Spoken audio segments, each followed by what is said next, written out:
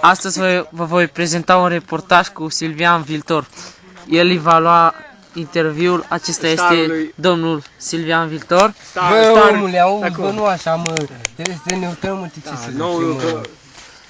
Tu taci din gură că te-am plătit să faci interviul ăsta. No, pune întrebările, domnule. Că aici l-avem pe starul francez, a venit la Băgaciu, La verde. La verde. Acum și vă luăm interviu. Domnule Silvian, când aveți de gând să vă lăsați de fotbal? Cât mai jucați? Păi... Spuneți, domnul Silvian, spuneți. Cât aveți de gând să mai jucați?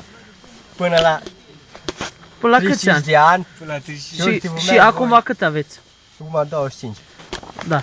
Și ultimul meci, voi, după ce până ce voi juca cu Lyon, până atunci voi juca în continuare. Da. Atunci, Altă întrebare, vă rog. Vă voi retrage atunci. Ați Da, avut da. o relație? Cu vreo fată. Nu.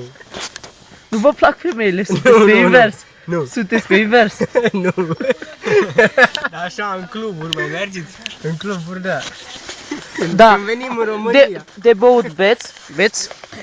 Suc și apă, da. Da. Nu mai mult de 5% alcool, nu? Da. La câți ani ați început să jucați fotbalul? Cam pe la vreo 7 ani. Să început. De la 20 de ani a devenit un star al fotbalului mondial. Da. Dacă îmi permite să vă pun o întrebare, care a fost prima dumneavoastră echipă? Prima mea echipă a fost Marseille. Marseille? Și o să rămână deci la Marseille o să vă încheiați cariera sau? Da, acolo. Da.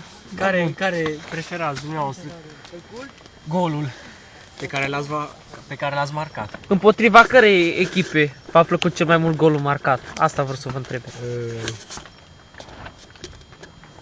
Atunci când am jucat împotriva lui...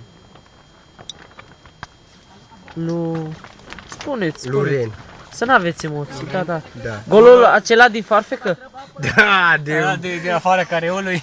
Da, de la o execuție extraordinară. De ăla cu Italia, ce spuneți, ăla e egalizator? Atunci, ăla a fost extraordinar, atunci eram în cea mai mare formă. Bine, Sorine, nu? Domnul Silvian, și următoarea coafură, care vă alegeți? Vă tundeți iar chel sau... Nu, păr lung. Păr lung? Vreți să vă lăsați păr lung? Da, vă mulțumim pentru interviu, domnul Silvian. Vă mai așteptăm și altă dată la emisiunea noastră.